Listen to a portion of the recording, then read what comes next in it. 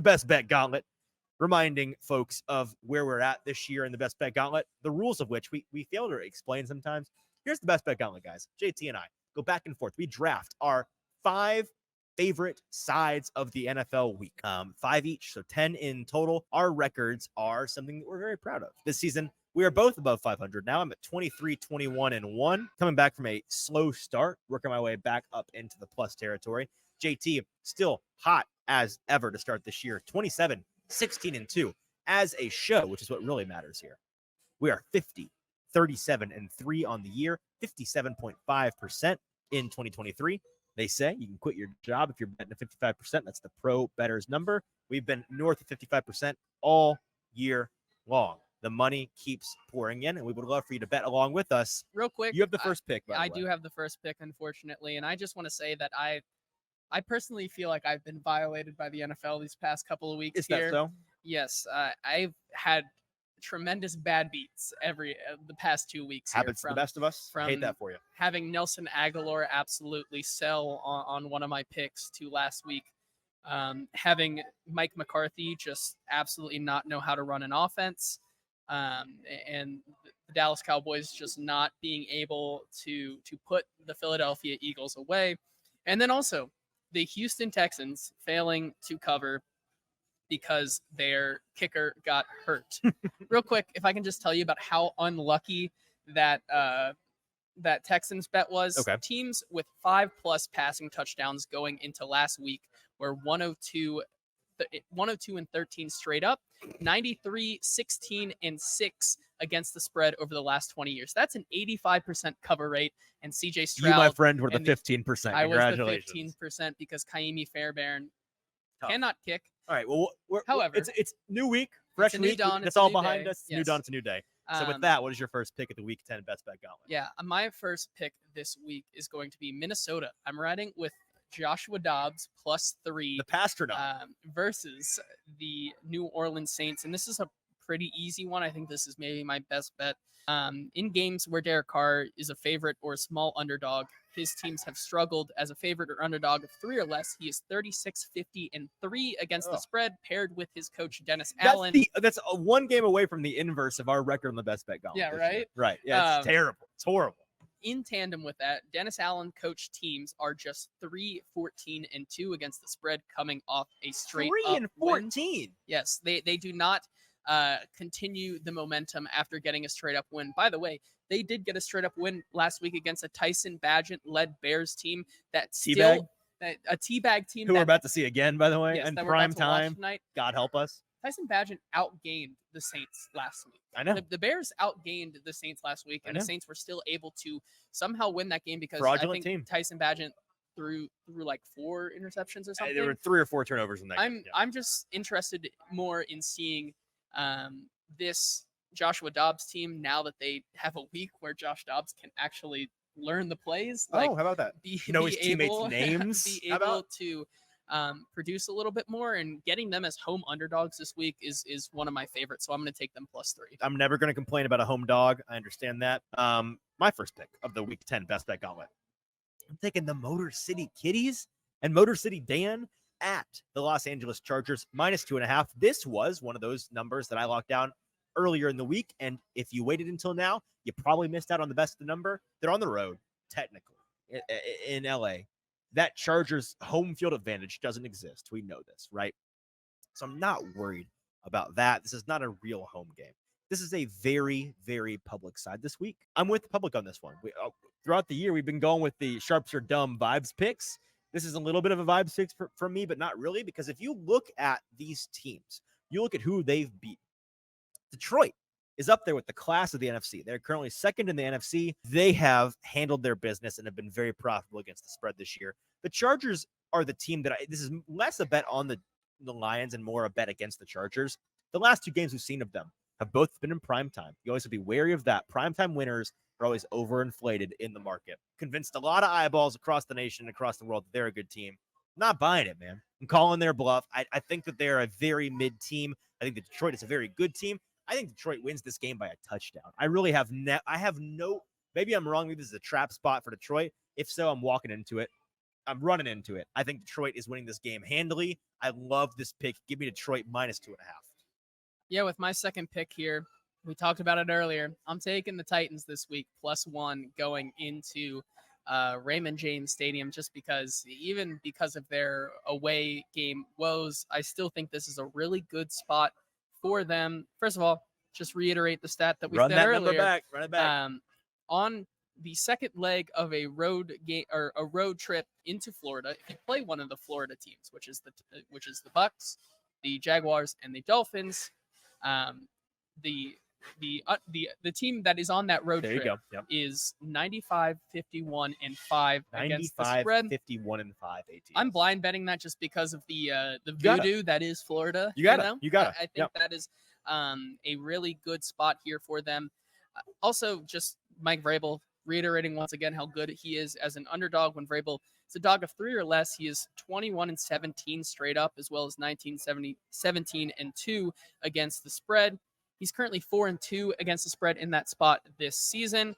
And then also after a straight up loss, Vrabel is 12-9-1 against the spread in that spot, winning against the spread in 3 of his last 4. Pretty easy for me. I think that these teams are pretty closely matched for everything that we've said tonight. So I'm going to take the underdog there, the Titans +1. I like that bet a lot. I'll be telling you on that one for sure. My second bet of the Week 10 best bet gauntlet, I'm taking Baltimore -6 against the Cleveland Browns at home against the Cleveland Browns. I think that it has potential to be a voodoo divisional game. However, I think this is at the peak of the market for Baltimore. I think that this is the best. I think they're peaking right now, which is not good news for them as a football team, but it's good news as a bettor. I think they are maybe the hottest team in the league right now. And if you look at their injury report today, JT, they have pretty much everyone healthy for the first time all year. So they're going to be at full strength.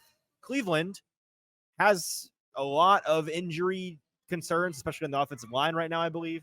I like them under the touchdown. It's really simple handicap for me. I think that the hottest team in the league, they're at full strength right now. This is the time to cash in on Baltimore murdering teams, which they've been doing a couple of weeks in a row now. Yep. Give me Baltimore -6 at home against Cleveland. Yeah, with my next pick here, I'm taking the Green Bay Packers +3, going to Pittsburgh. This one, for me, it's just kind of following the old rule that is bet the underdog in low total games. NFL underdogs in games with a total, which is the over-under, below 42 are 165, 109, and 6 against the spread since 2018, and 28, 15, and 2 against the spread this season. There's a lot of them this week, and my favorite of the week so far is Green Bay. Look, they're going up against a team that is extremely lucky, as we said. In mostly all their games, they've been outgained and have had all of them, not mostly, all of them have had a lot of luck go their way. They're so fraudulent. And this Pittsburgh team is not one that I think, if Green Bay gets off to a slow start like they have in recent past, like, Pittsburgh's not going to punish you for that. So I think this game's going to be close, and not buying into any of Mike Tomlin's ability here. The voodoo is. Can I add 2 things to this? Sure. One is that I'm 100% with you on this bet. One is that I think that Pittsburgh, being the public side here, is going to get bet up. So I think there's a chance you get that 3.5 by the end of the week. So just I would not bet this now. I would monitor it up until Sunday. Yep, see if you can get that 3.5. I think because the 3 will always be there. 3.5 for a little bit. And it was. I think back down. I think it gets back there. The other thing is the Action Network, which we love to utilize all the time. They've got luck rankings, which we reference on a regular basis. This is the biggest, maybe the biggest luck ranking differential in the entire league. The Packers are 30th out of 32 in luck rankings this year. The Steelers are first. Yep. This is one of the least lucky teams against the luckiest team. They are due for regression. I think it comes in this game. I love this pick. Third overall pick in the best bet gauntlet is going to be the Germany game. I'm taking New England +2. I bet them a lot. I've been catching this New England falling knife a lot recently, but I'm going back to the well. They are +2 at home against Indianapolis. Here's the handicap on this one. The Colts were made to look so much better against that Panthers team last week than they actually were. 2 pick sixes were what decided that game. The Panthers and Bryce Young outgained them offensively. And Gardner Minshew is one of, if not the most negative play, turnover-worthy play prone quarterbacks in the entire league. So I think that he is being slowly unmasked, exposed more and more each week as a serviceable backup, but nothing more. You also introduced the fact that Indy is 23rd in run defense DVOA this year. So it's going to be some Ramondre time. The Patriots are going to be able to play their kind of ball, their style of ground and pound ball. And you got guys like Pop Douglas, who are on that New England team, who are emerging in the well that was left behind by some injured and or bad pass catchers. I just think this is a spot for New England. I think that them getting 2 points on the road in Germany is this should be a pick'em game to me. So I'm going to take the points with New England in this one. Give me New England +2. Yeah, with my next pick here, you had it last week with the Raiders, but I'm going to continue with the Raiders here, being home underdogs to the New York Jets of all teams this week. That's right. Zach Wilson is a favorite. Are you telling me you're fading Zach Wilson as a favorite on the road? Yes. You madman. I know, right?